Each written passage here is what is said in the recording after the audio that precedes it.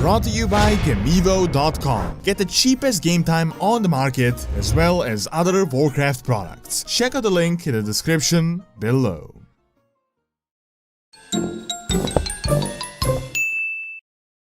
Tanaris is an arid desert and one of the most dangerous places to be around on Azeroth. If the terrifying beasts don't get you, the absolutely horrific weather and the lack of water, the bandits will. While appearing as a plain, inhospitable desert, Tanaris should literally be a synonym for mystery. Why is that so, and how did the zone become this way? Long ago, before the War of the Ancients and the Sundering of the planet and all of the creation of the continents, all of them were a part of a single landmass. The Gurubashi Empire was one of the most dominant forces on Azeroth, and the Razor Branch, a tribe living on the edge of the empire, made their home in what we know today as Tanaris. As jungle trolls, they obviously lived in a jungle, and from what few sources we have, many millennia ago, Tanaris was a very lush jungle akin to an Agoro crater. However, 10,000 years in the past, when the Sundering hit the planet, and not just hit, like completely shattered it, everything had changed. The Razor Branch have split away from the Gurubashi, and they had to learn to fend for themselves. We don't know what exactly caused the jungle to turn into a desert, but seeing as there are mysterious energies around, and we know that in the Agoro crater, the zone next door had Well of Eternity's powers, it isn't too outrageous to say that these zones were hit the hardest when the well blew up. Suddenly, everything changed, and those that survived had to either adapt or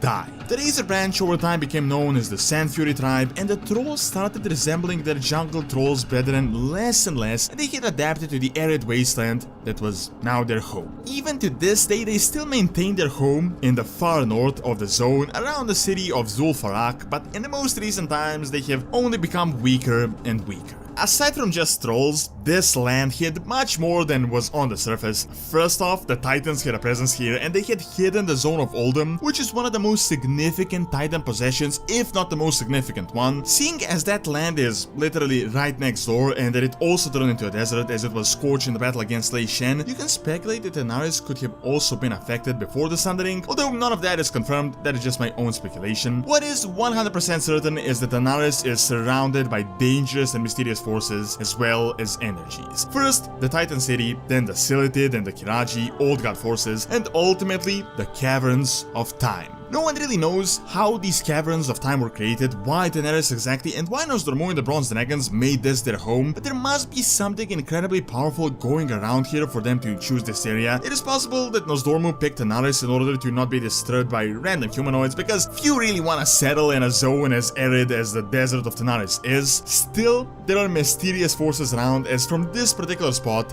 alternate timelines coalesce into a single cavern. Aside from the Caverns of Time, tunnel networks are literally everywhere. Most of them we don't even know about, and some speculate that there is more to Tanaris below the ground than there is above. The Silithid maintain a presence here, and they're definitely responsible for some of these underground dwellings, but for others, we don't really know.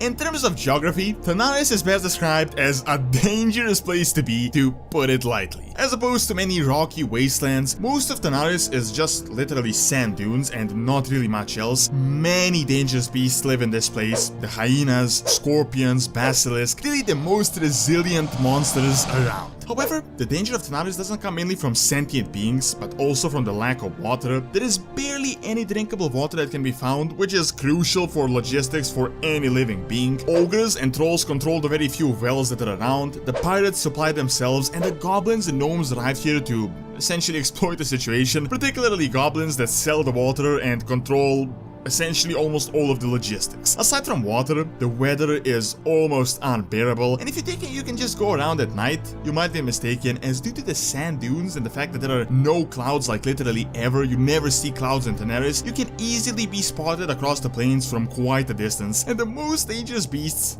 come out at night. An additional threat would be the bandits and the pirates. The bandits raid the water supplies and caravans, while pirates control sea access. In the recent times, Cho'Gall made his base of operations here together with his cult. So, if you haven't figured it out by now, Tanaris is one dangerous place, but the question arises, why would anyone even want to go to this desert? Why would you want to visit a place that is just sand dunes and tunnels? Well, I'm guessing that this is the logic used by Nostormu, but the reality is that due to so many unexplored tunnels, Titan influence, alternate realities, the entire place is like a magnet for brave adventurers, bandits, raiders, and the like. While there are many like Brand Bronzebeard that are seeking to learn more about Azeroth and to explore more, there are also many that are just searching for power and loot. So, much like most zones of the planet, there is usually a lot more beneath the surface than what you can actually see. Tanaris, to this day, still remains largely unexplored, and outside of the small Legion invasion that happened recently, there isn't much going around with the zone if you